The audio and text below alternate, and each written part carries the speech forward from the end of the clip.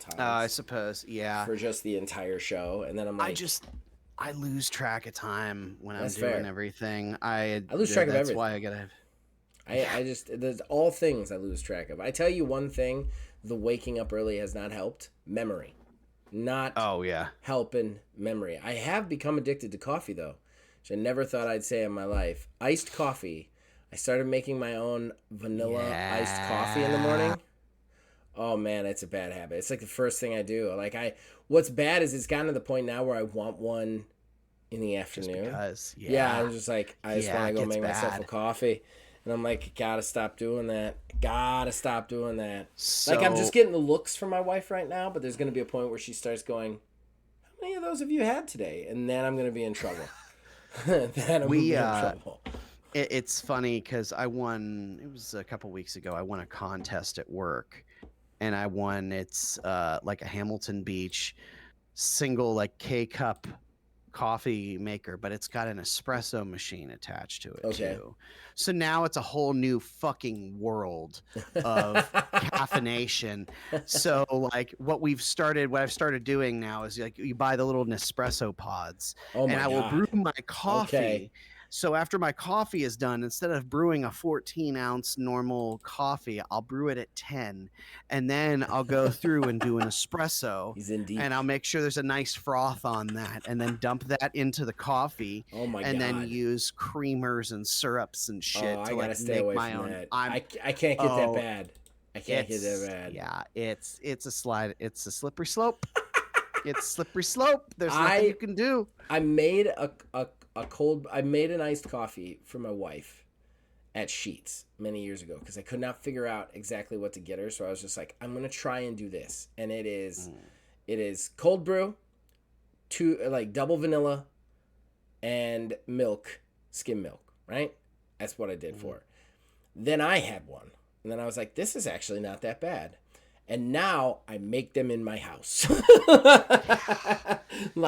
And she has one once in a while. Like, it's hysterical to me. Like, I have surpassed her and become the Sith Lord of coffee in the house. So there was a point that we had before we had the espresso machine. Is I also went and I bought. So I have a coffee grinder as well, so it can get whole bean. But I bought these little cinch sacks, like mesh cinch sacks, and what I would do is I would fill up, like the big gallon plastic container that you put like water in, like a normal human, and it's got like the little tap on it to where you just like open your fridge and hit the thing and then close it, and it keeps everything nice and cool. I filled that with those bags of coffee and did cold brew on the regular, so we always had that shit ready to go on top of our entire coffee station that we have now. The masterful coffee station. That's hysterical. That's hysterical. You're gonna next time I come over. I know it's rare, but next time I come over, you're gonna have to make me your best coffee. The finest, the, with the finest, the finest flavorful coffee. I shall brew you a master cup of joy. You know not of what you are about to partake. You gotta speak old world the entire time. Forsooth, I shall create you an elixir of the gods. The bean juice. Ah, that's good stuff. Time to get your fix.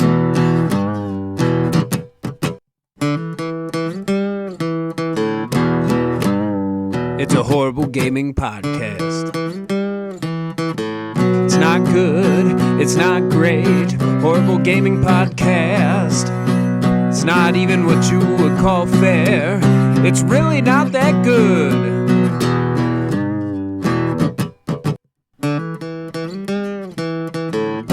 Horrible Gaming Podcast.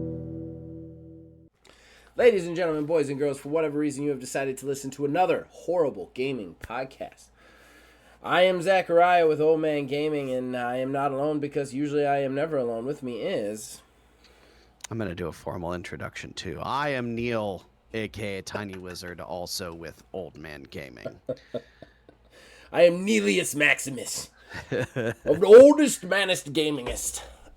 So, first of all, quick apology. We did miss last week. I mean, we've already said that this show is probably not going to be a weekly show anymore. It's going to be a try to get it out weekly and get it out when we get it out sort of thing. But that being said, our good co-host over here caught COVID because these 2 months can't get any worse for us. Yeah, they cannot. They cannot get any worse. And if you want to see how bad he was, he still showed up because we only had one day to do the Horrible Game Awards recording. So you could check him out on the Horrible Game Awards and just see basically him dying on camera. And I was only there for half of it too. I didn't stay through the whole thing. Stay. I definitely got to a point like I can typically troop through, but I was just like, I couldn't do it. I'm gonna give the man props though. He is undercutting himself. The reason he left early was because I was watching him the entire time, and I literally, between awards, was like, hey, you look like you're dying. Do you want to go? Me and Phil can finish this. And he still did one more award presentation after that. So all props to you, sir. You were a real trooper. Don't undercut yourself on that. In any case, we're going to talk about Keeley's Fuckfest 2024 edition. And man, this has just been the worst, I think, possibly ever. So we're gonna discuss it. Like I said, probably still going to be a shorter show. We're trying to condense things a little bit. But we got to thank the people who make it possible. Behind How Ugly Mugs, you see a custom graphic that was provided by Mr. Mark Bell. We thank him for that. And, of course, the theme song for this show and all the shows here at Old Man Gaming is done by the man who makes the music, my brother Nick Van Siders. We thank him for that. We're going to be right back with fan interaction. Horrible Gaming Podcast. All right, so that brings us to our first segment, our most important segment, that is fan interaction. That's where we, the co-hosts, we talk to you guys, the fans. We read out your comments and riff on them, agree with them or disagree with them, you know, that kind of stuff. So here we go. Jason starts us off. LED, light technology is amazing. Light technology is amazing. I can control my lights with my phone, and I can control their colors. This was like science fiction when I was a kid, and despite life's efforts, that kid is still alive in my heart. Fair enough, man. Keep that kid alive, baby. Keep that kid alive. As long as you can. 43, my kid's still alive. He's on life support, but he's still alive. I try. You gotta try. You will own nothing and you will be happy, says Jason. I will not be happy. You can't make me, and neither can the corporations. He then continues, I don't know about SH2, Silent Hill 2 remake, but the original Silent Hill 2 was one of the best video game soundtracks of all time.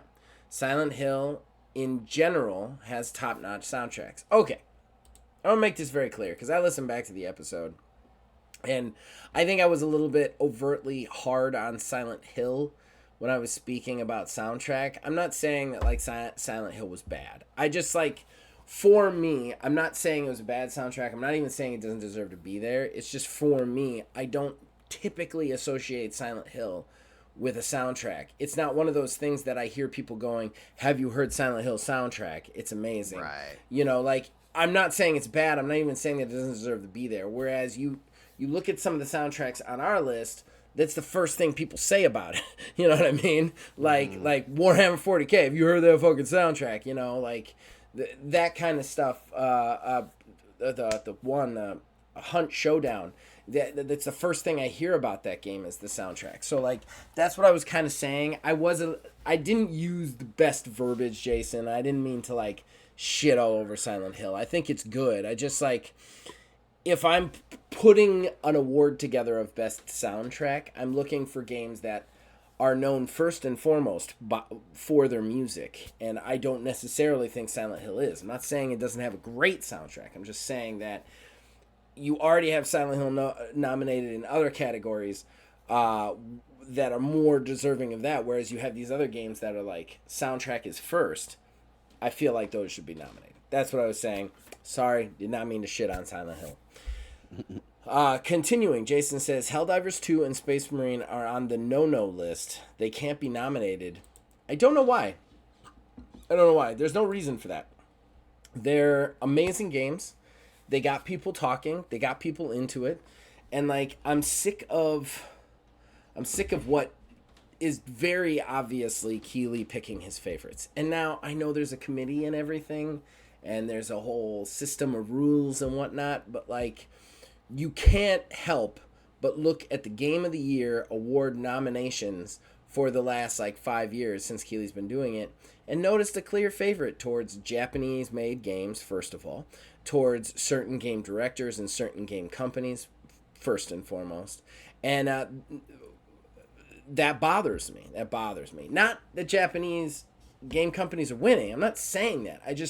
I feel like we get this exclusion. You know what I mean? It is always like if PlayStation made anything, that's going to be nominated before anything else. That just drives me nuts. Like when you really look at the nominations, and I'm not even saying that some of the nominations weren't deserving.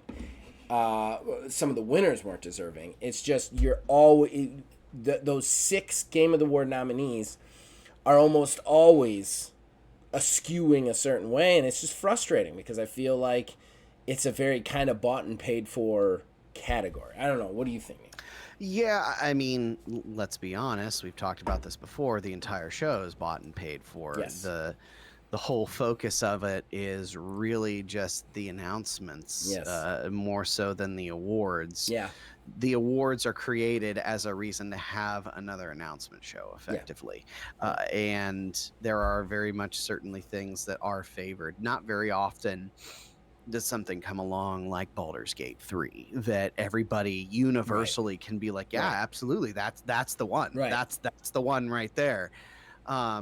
Which is why, like, the Game of the Year winner this year was such a contentious subject. Like, Still is, if I'm honest. Plus, the other thing, again, we had 6 nominations, all Sony or Japanese-owned companies for the most part, other than Balatro, and then we have 2 games that are left off the block that very clearly deserve to be there. If you look back, and I might be talking a little bit out of my ass now, but if you look back at the last few nominations and winners, it always skews to those like Sony or Japanese developers all the way. I mean, Baldur's Gate 3, yeah, won. But if you didn't give it to Baldur's Gate 3, people were going to riot, right? But we get Astrobot this year. The year before Baldur's Gate 3, we had Elden Ring. The year before that, we had the one ninja sneaky Elden Ring type game, the Sekiro. We had Sekiro.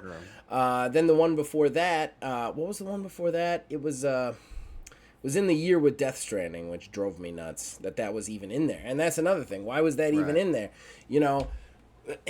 I don't know. Like, I feel like it heavily skews a certain way, and that just drives me nuts. It drives me nuts. Mm-hmm. Especially when good games are left off. God of War, which, again, that's not, I don't think they're a Japanese studio, right? But it's Sony. It's a Sony PlayStation exclusive, though. So, you see where I'm going with this? Like, if my tinfoil hat is on, and you look at the Game of the Year nominees and award winners, it tends to skew a certain way, and those are where Keighley likes it. I'm not, and I want to say this again, I'm not taking, like, I don't like Sony at all, but like I'm not saying Sony is like owns the Game Awards secretly. It's just I feel like all of these skew towards Keighley's tastes, and that's the problem I have here. Yeah, it's is his show. I mean, we're kind of getting into the show part of everything now, but like they even introduce him now as the creator of the Game Awards. Which is insane. It was on Spike TV years before he was around. Exactly. Oh, so frustrating. We only have one more comment. It's from William Houen. Hi! Exclamation point. Welcome back, Neil. And then we took a look out. Welcome back again. Double welcome back. I'll be real. That's a bummer for no weekly shows, but I also understand. Creating content is a lot more time consuming than most people would think. For some reason, those Game Awards shows, excuse me guys, those Game Awards shows want to be like the movie industry, which is weird to me since video games are making much more money than Hollywood. Thanks for the show. Hashtag bring Gru Bitten on the show. I'm telling you, Gru, message me on Discord. We'll get you on the show. I promise. One way or another. As far as the other stuff, the stuff right off the bat, you know, I hate when YouTubers or TikTokers or any of them come on the show and they go like, and they've already made it and they're like, this is just too hard. I don't know how to do this. That sort of thing. I hate that. But permit me to be a hypocrite, as we always are, and do that right now. It is very hard. Even low quality stuff, it is very hard to constantly edit and put out. And if you look at the output of this channel over the last 5 years, I'm kind of really proud of it, considering the fact that, at least for the editing and production part, it's really just been me, you know? Yeah, that's the crazy thing too. I mean, even just since we started this, how much our lives have changed overall. I mean, last time I remember, I think it was 2.5 years ago, I had teased that I was working on my third terrible talk. I still have I still have like the partially typed up thing saved on my computer, and I haven't touched it in forever. Because that's the thing is, like, you know, Zach does all the editing and everything. It's really, you know, as much as he can get done, as much as humanly possible, you know, and still be a normal human with a life. Even just, you know, that sort of stuff. And then like myself, it took me like 3 weeks to throw together one single video with like the sound editing and everything that I did with everything with those. Like, and there's been times, of course, where I'm even like, you know what, maybe I should go back and do that, because like I'll get those flares occasionally, and then it's like, but you have life. You have life. You do not get to do that. Yeah, you know, when I first started staying home with my kid and my wife went back to work, it kind of was like one of those things where like, I need to do something. I can do this from home. I'm going to throw myself into this and see what happens. And then I got the childcare gig with the third foundation member. And that kind of extenuated my stay with this stuff. You know, did it ever really make me any money? No, but I am very proud of what we've done here. And if we never create content again, which again, I don't think that's possible. I think I'm kind of addicted to it at this point.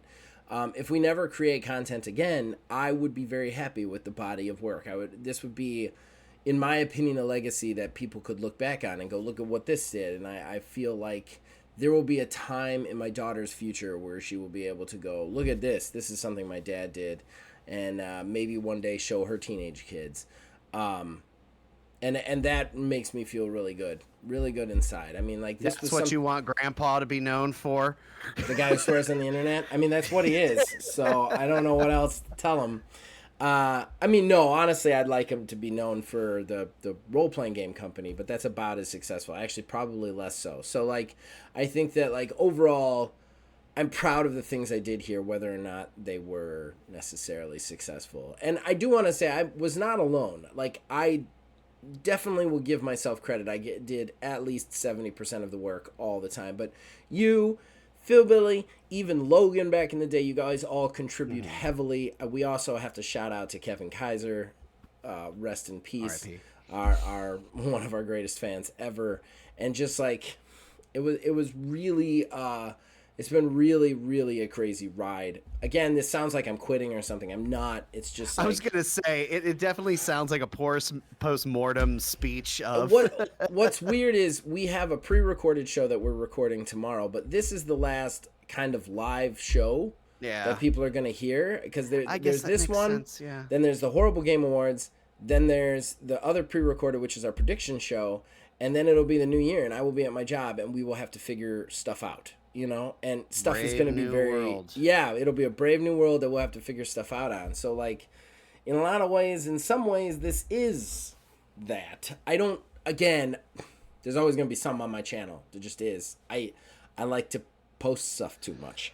But, I mean, I'm a narcissist and likes attention too much. But like, yeah, it's been crazy. It is hard to create content, even low quality stuff, even simple stuff. It is hard. You know, even the easiest stuff like those Lone Wolf stuff that I started posting, where it's just me playing Lone Wolf. Even that is still me sitting down for 2 to 4 hours and playing it. You know, that takes time. So I appreciate that, Will. He's got a channel, so he understands. Nonetheless, like I said, we are going to still be trying to do this podcast and all the other stuff we do here for a long time. And at the very least, Just may miss a week here and there. yes, exactly. At the very least, OMGM, the wrestling GM show, is literally pre-recorded through next year, so because we just can't stop playing that game. So, all right. That's it for fan interaction. Thank you, Jason. Thank you, Will. We're going to talk Game Awards. We'll be right back after this. Horrible Gaming Podcast. Ladies and gentlemen, that brings us to our talking point. Keeley, as per se usual, dropped trowel and placed the Cleveland steamer that he calls the Game Awards once again onto our collective fanboy chests. So, they sucked this year. They sucked worse than they've ever sucked, in my opinion. There were some games that I found very interesting that we're going to talk about, but I want to start right off the bat, if Neil will permit a rant to start. The awards. What the fuck are we even doing here? Why are we even calling this the Game Awards anymore? This should just be called E4 or whatever. Like, this hasn't been the Game Awards. And for me, like, we already touched on it in fan interaction, where I think the categories are extremely skewed and extremely predictable. I will say this, the Game of the Year award wasn't predictable, but it was dumb. They gave it to Astrobot. Really? We're giving it to the game based on the controller tutorial for the PlayStation, what was it, 4? Like, Yeah. nuts. Absolutely fucking nuts that was the Game of the Year. Honestly, I almost would have rather them given it to Shadow of the Urge Tree. Like, at that point, like, this is ridiculous. Astrobot, don't get me wrong, I am not against a platformer winning Game of the Year if it's the best platformer. Like, you guys have seen our awards. They're fucking nuts. Like, I am very happy with crazy off-the-wall games getting nominated and even winning. It's just Astrobot was not better than the games in that category. And it certainly wasn't better than the games that were excluded from that category for unknown reasons.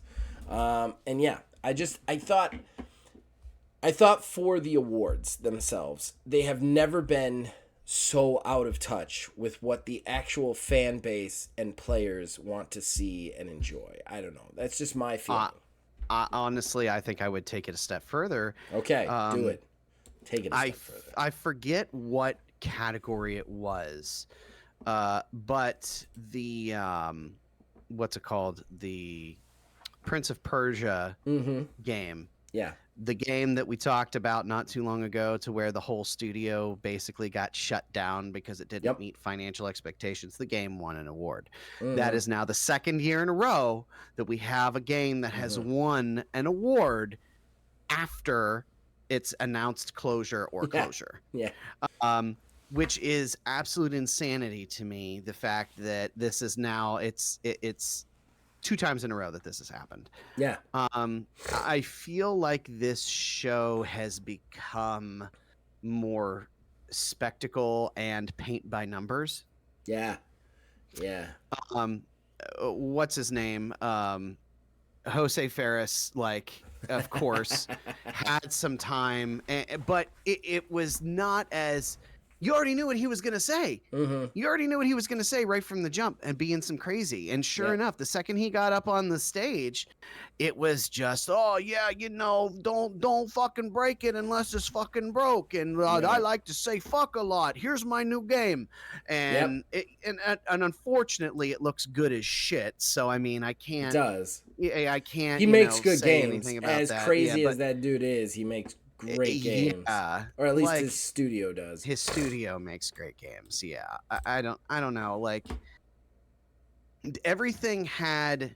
We're now getting to that point that the Game Awards is beginning to be almost a parody of itself. Yeah. because you're getting those things that are predictable. Yeah. You're getting Jeff Keighley coming out and saying it's been a really hard year and Mm-hmm. there's been layoffs and there's lots of challenges and this, that, and the third. I mean, even I forget the guy's name, the guy who was the head over at Larian for the Baldur's Gate. Oh, I can't remember his name. I can't remember his name, but It's he like he Sven got or to something. yeah, he presented, you know, the award for Game of the Year, and even him, he went on this speech, which while I absolutely 100% agree, you know, everything with what he was saying about how, you know, companies are treating people more like just numbers and yields and projections than actual just like, you know, people Mm-hmm. who are going to buy a game and enjoy the game. Yep. It's just like everything now, it's all the same thing over and over again. And of course, you know, we've got game announcements like, I mean, we've got off base shit. One of the ones on Well, here, hold on. Before we go into the game announcements, I want to stay on the awards for a second. I do Yes. want to just comment on a couple of things you said. Not to interrupt you, but No, I didn't you're want you to get away from some of those things. I do like the guy who does Baldur's Gate because he is a big proponent of like anti the culture that has been going on with like the way that I mean, he even straight up said Ubisoft is a dumb company.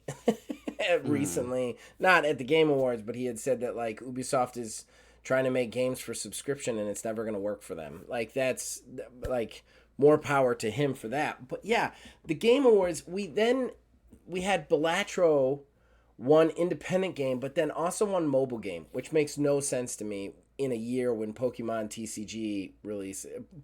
Pocket TCG releases, and what, like every person on the planet is playing that game. You then had Helldivers 2 win Best Multiplayer Game, Best Ongoing Game. Great.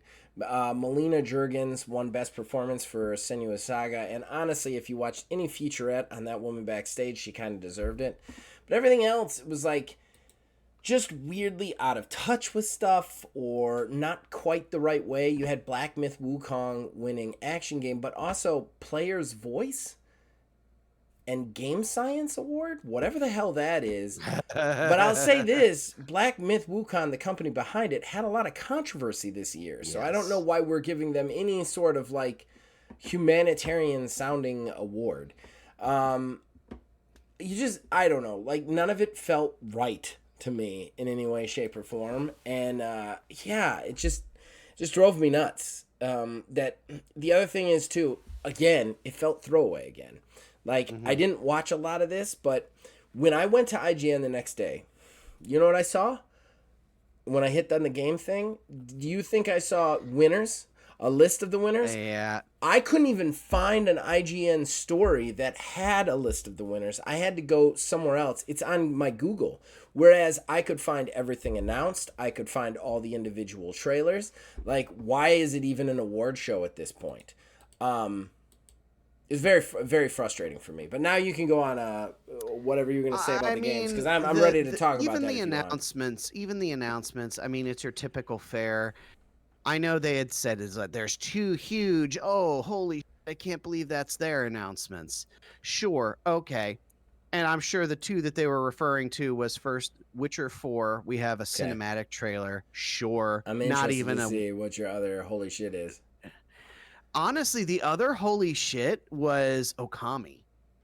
Okay, all right. I'm glad you said that, because a lot of people are saying the Heretic Project from Naughty Dog was the other holy shit. It's just Here's an my announcement problem. of a new IP. Can I say my problem with all three of those announcements, though? Go for it. And I think you, just knowing me, are going to know what my problem with all three of those are. They're not games. None of them were games. None of them showed gameplay. None of them gave you any idea of a release date. They didn't give you an idea. Hell, the Okami one doesn't have a name. And it wasn't the only one that did this shit. This really bothered me. There was another game, the Yakuza studio was like the Century Project. So you're giving me a trailer before you even have a fucking name? You're giving me a trailer with a working title for the game? This is garbage. The Okami is just called Okami Sequel. Like, there's no way that game releases as Okami Sequel. It's going to be Okami 2, the fucking Pretty Lands or some shit like that. You know what I mean? Like, so these 3 games weren't even games. They're not even games. We're back to this again, where we're not getting gameplay. It's just some studio made a cinematic to get every nerd boy to have a heart on, and it's just, oh man, my nerd boy heart on just didn't happen, and I'm sorry I went with that as a metaphor, but I did, and I'm in it now, and like it just didn't, like it doesn't do that anymore, you know. There was another game that did that too that was just absolute insanity. It's called Untitled Gen Design Game. Oh yeah. The guy even worse. Did Shadow of the Colossus. I mean, it was very much you're climbing up a big robot and you get in the head and there's a countdown and the robot head flies away. And that's it. And that's it. That could be anything. It doesn't mean that's as bad as Bethesda like showing you the lands of Elden Rings and then just being like Elden Ring 6. Like, what even is a trailer anymore? Like, this should be illegal. What they did here should be illegal. You had that one. The other one that I was talking about was the Yakuza game. That's like, oh man, it's called like, I'm trying to scroll through to find it now. Century Punch Project or something. It does not have a name. What are we doing here? Virtual Fighter. The Virtual Fighter trailer that everybody's losing their shit about just says Virtual Fighter is back. It doesn't say a Virtual Fighter number. It doesn't say a Virtual Fighter title. It doesn't say when the Virtual Fighter is coming. It just says Virtual Fighter is back. What the fuck does that mean?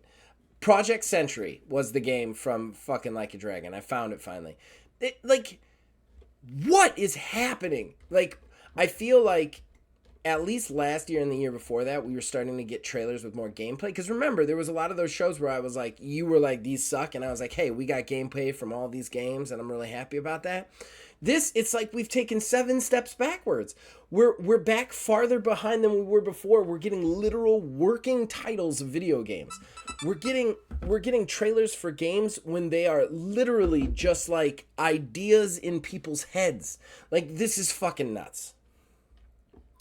Yeah, and then the other things that like were there that were announcements weren't really announcements of anything. Like, Borderlands 4. Yeah. Yes, there was technically gameplay. It was 10 seconds. It was of technically gameplay. Contained gameplay. You got me on a technicality. Like, That was a rough one too. I agree. There were some things that I was like relatively pleased to see. It just like, oh, interesting. Turok Origins, that was like, oh, that's a surprise. What's it called? Outer Worlds 2. But have you heard about what trailer. Turok Origins is and made me real fucking sad? I'm sure it's Suicide Squad. Great. It's a co-op shooter. Great. That's their co-op shooter. Like they're like, we're reinventing it as like a lives of service. Great. So now you're not even taking the things that I like and adapting them into it. You're taking actual games and you're completely redefining them to make them bullshit games that nobody's going to play. Like, nobody's going to play that game. Nobody's going to play that game at all. It's a co-op, like, looter shooter based game. At least that's what they've described it as. Yeah, and it very much presented itself to be that way, but I don't know. It's expected at this point. Like we had mentioned, everything's just so expected, so paint by numbers, so I don't know. procedural. I was actually surprised by how much backpedaling we've done as an industry. Like, there was a surprise for me, and that's when I was going through this list and just being like, they don't even have names. Like, what are we fucking doing?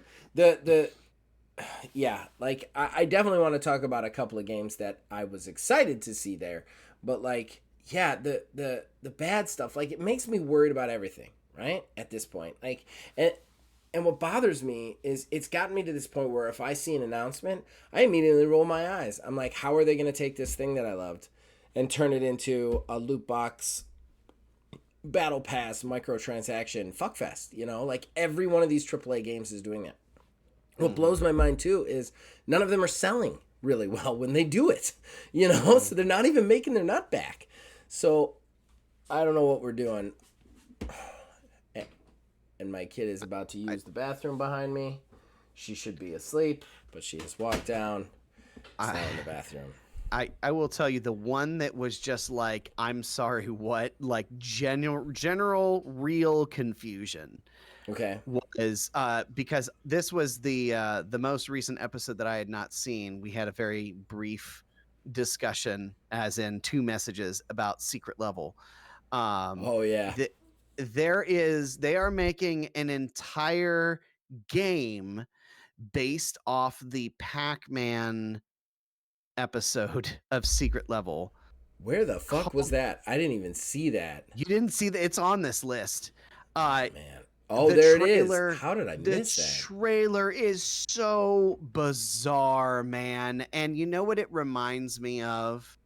It reminds me of, do you remember back when Bomberman tried to do like a rated M edgy thing? Yeah, I remember that. That's exactly what this is. And it's just like that. This is so strange.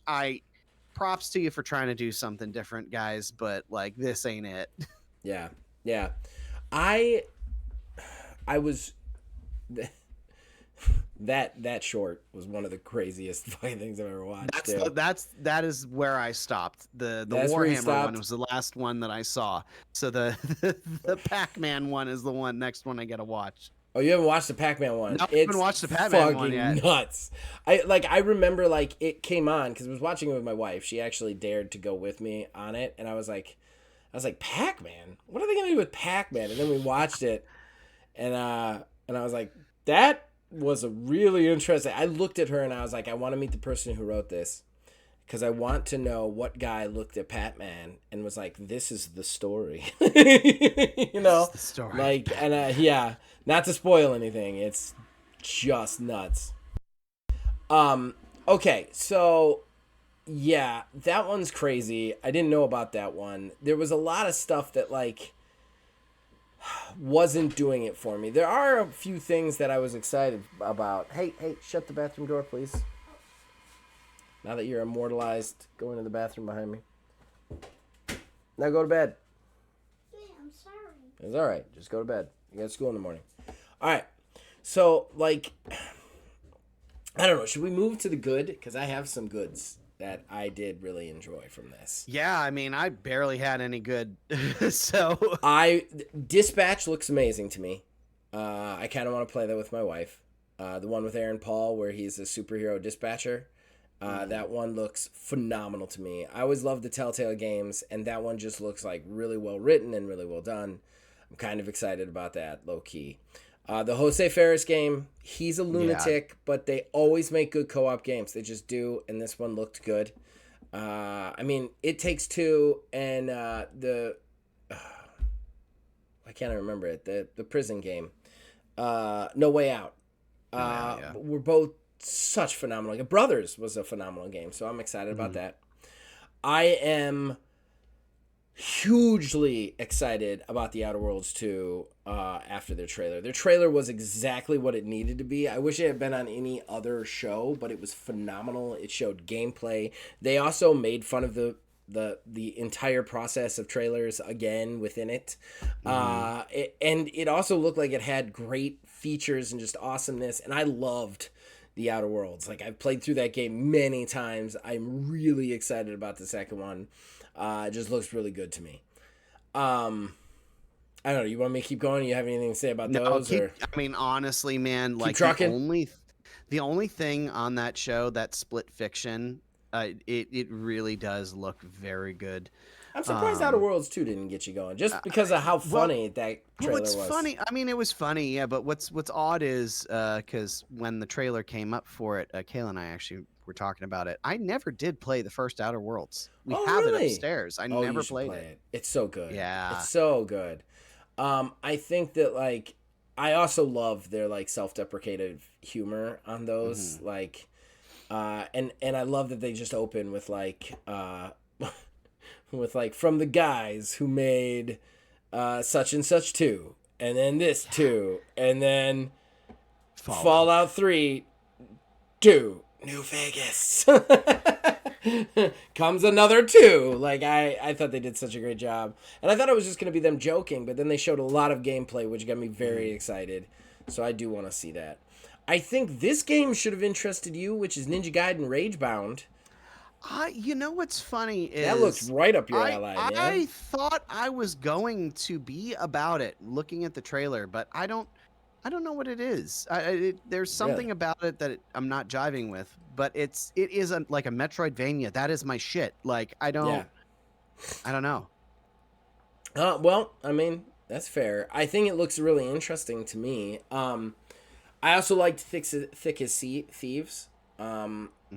I think that there was a story on it from IGN where they're hoping that like they just do it as like here is a multiplayer game you buy and it's party to party multiplayer and they don't fill it with bullshit.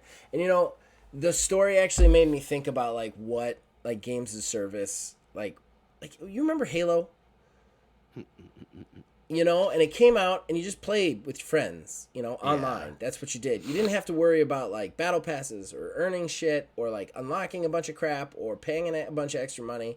You just paid it and every once in a while you bought a map pack. You know, that was Right. it. Like I'm hoping Thick of Thieves is like that. If it is, I'll be very excited. Very excited. It just looked like a really interesting take on a multiplayer game. And I love it when game companies do something different. Not super happy about the new game from the Sifu developer, though. I don't like to that was see a them weird doing left this. turn. I don't like it at all, man, because I feel like they made Absolver, which did have multiplayer components. It definitely did. And then they made Sifu, and like you could argue that they were kind of like almost like a voice in solo player play. You know what I mean? Especially after Sifu and how popular it was. For them to do this multiplayer soccer garbage, like I just feel like this is gonna be like filled with cards and packs and Yeah, cards and packs crap. and And I'm like, man, you guys made microtransactions and they made one of, if not possibly, arguably my favorite game of all time. It just bums me out that their follow up isn't going to be like a Sifu 2 or like something in that vein, but instead this weird fucking soccer game, which looks interesting, but it just looks like bullshit. And that drives me nuts. I appreciated that Pal World is still bringing out an expansion. That kind of blew my Yeah. mind. And then finally, the last thing I want to talk about before we can move to the newsy bits, which is, for me, the biggest comedy reveal. And that would be that we're doing a new Sonic racing game. yeah, Kart racing game? Another Sonic kart racing game? it lasted 30 seconds.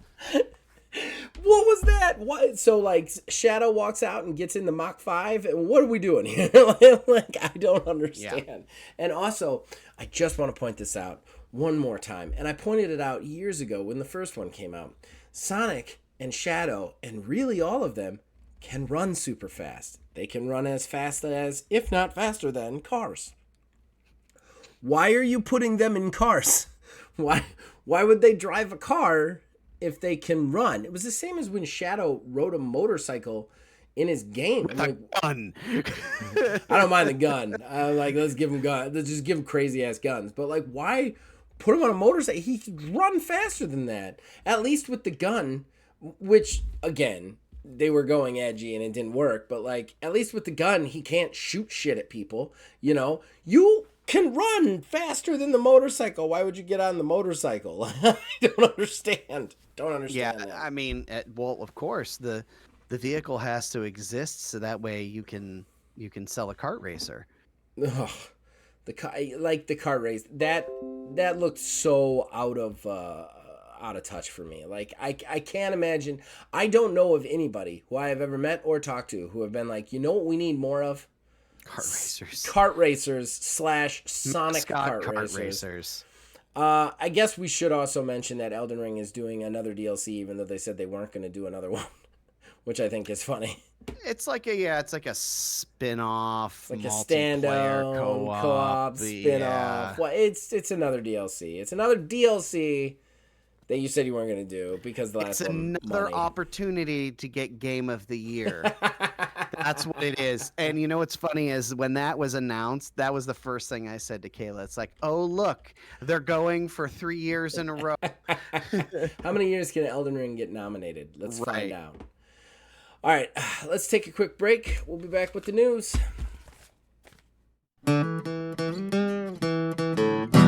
Horrible Gaming Podcast. Ladies and gentlemen, that brings us to the end of the show. No, sorry, that brings us to the Almost final the end of the segment. show. Final segment, and that is Newsy Bits. That's our news. That's where Neil likes to collect news stories. They don't necessarily deserve a talking point, but we want to tell you guys about them. So Neil only has one today, so let's talk about it.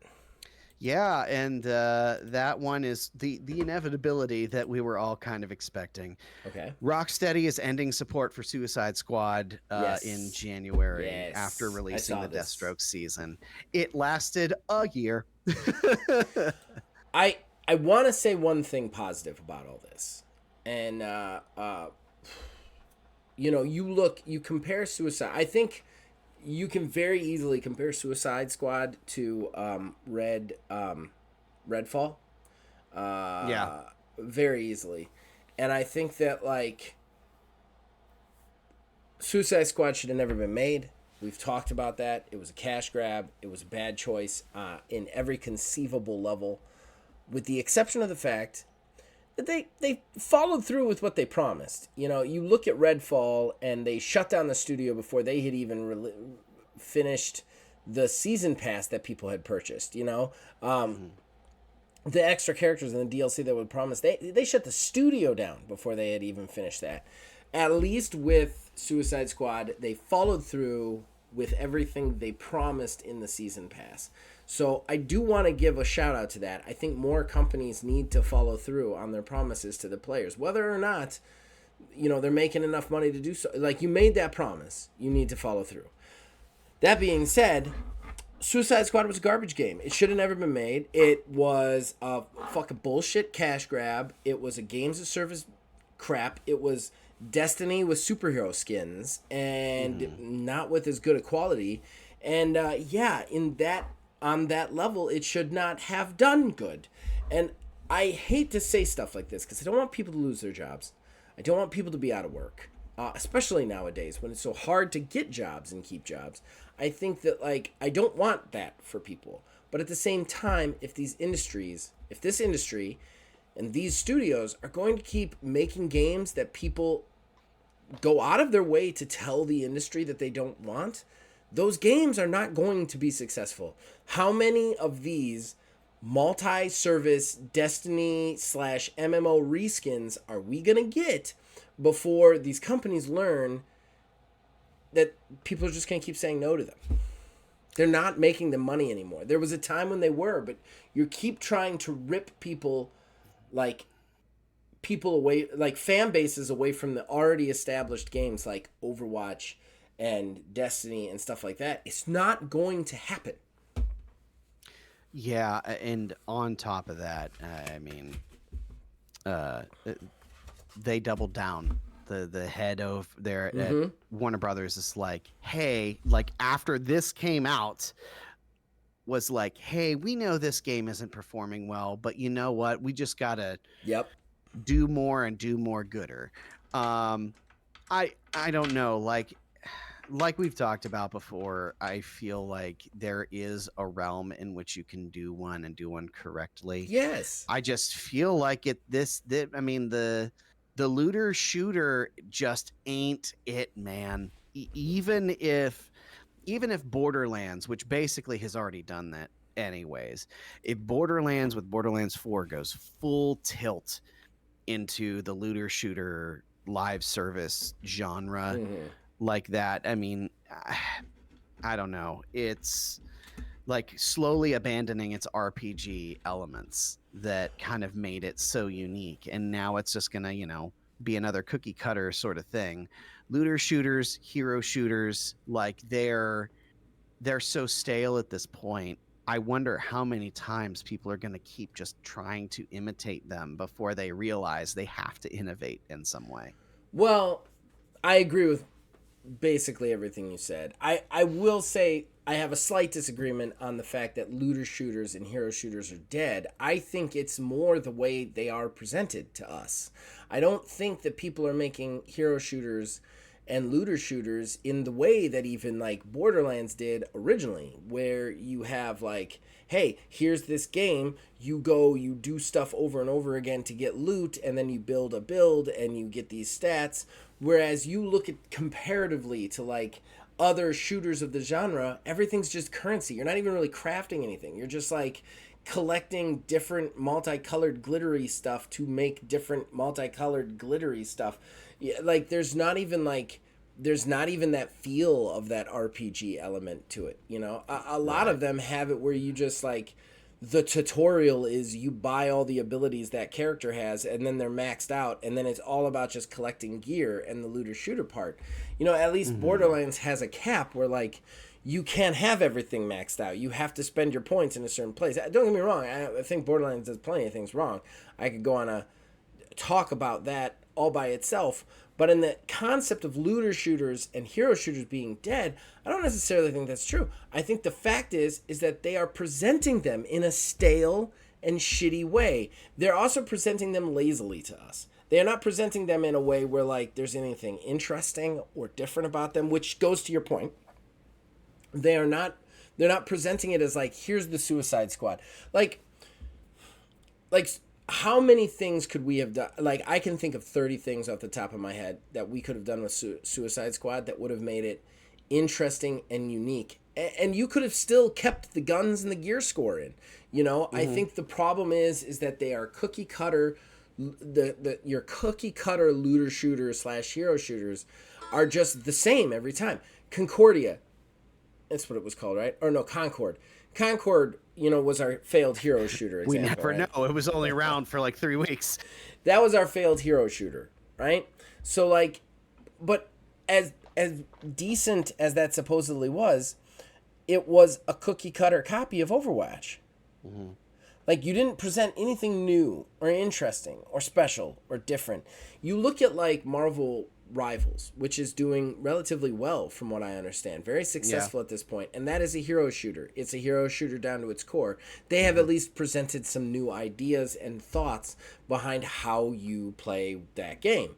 I think that like you have to, like you said, do something new. You can't just, here's another looter shooter, but this time it's got King Shark. Here's another looter shooter, but this time it's got, you know, a Borderlands character. Here's another looter shooter. You know what I mean? Like, you can't do that over and over again and have it continue to be interesting or fun or draw an audience. And we are at a point where, like, none of this shit is new.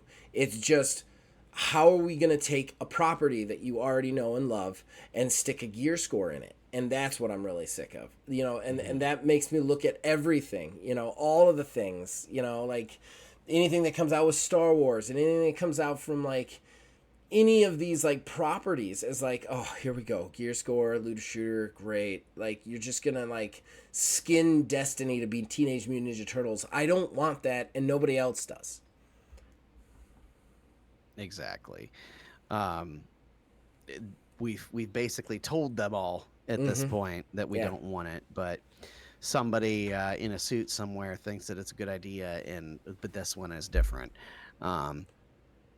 You need more than just a new coat of paint. You got to rework something. Yeah, I agree. So that's the only newsy bit? That is it. I think we've covered it. Let's wrap this thing up and get some sleep. Horrible Gaming Podcast. Ladies and gentlemen, that brings us to the end of the show and the shameless self-promotion that comes with it. Neil, would you like to plug anything, sir? I know it's been weird couple of months. It's been, boy howdy, has it been weird. Yeah, we're gonna try here soon, sometime this week maybe. We're gonna end up recording another episode of Ordo. If not, it looks like we may be continuing that next year when we come back, but we will find out. Yeah, we're definitely not going to leave it hanging. We got to finish that one. No, we no matter what, we have to at least finish this. Yeah. If it comes down to like a couple of weekend days, like we'll do it. You know what I mean? Like, it just, we got to get that one done. But yeah, you can check out everything that has happened in Ordo. The entire first hunt is up on Spotify or YouTube, this channel, and then the first half of the second hunt is up already. as far as I'm concerned, I'm not going to worry about plugging too much stuff because, like I said, content is going to get a little bit lighter. So that's just the way it's going to be. But you can check out everything we have to offer. We do TTRPG stuff. We also do video game stuff all throughout this channel. And yeah, check out all those things. And as long as you guys can also reach us on Facebook at Old Man Gaming DH, on X at Old Man Gaming 9. You can reach us on Blue Sky. You just got to look for Axiom Games LLC / Old Man Gaming because the address is super long. And then finally, you can join our Discord. Links in the description below. Influence this and all of our shows from there. So as you guys keep watching and listening, we'll keep making them. We'll see you guys next time.